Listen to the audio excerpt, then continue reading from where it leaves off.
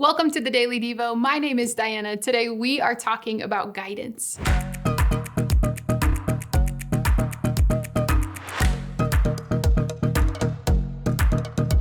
God's word, it is full of prayers that you and I can borrow and use as our own. We can read those prayers and pray them right back to God in our conversations. It's really helpful.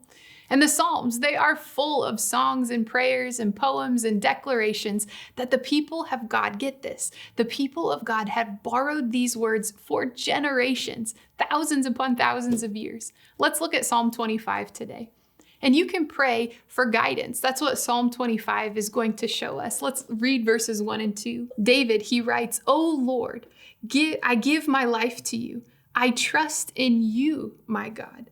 Do not let me be disgraced or let my enemies rejoice in my defeat." That's what he's saying. And he goes on in verses 4 and 5. He says, "Show me the right path, O Lord. Point out the road for me to follow. Lead me by your truth and teach me, for you are the God who saves me. All the day long I put my hope in you."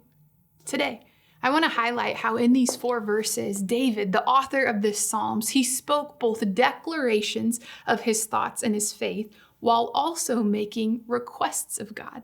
He declared his trust in God in verses 1 and 2. Did you see that? He says, "I give my life to you. I trust in you, God," is what he's saying. And then he asks for guidance and he says, "Show me the right path. Point out the road for me to follow." He's asking for God's guidance. Did you know that you can do the same thing?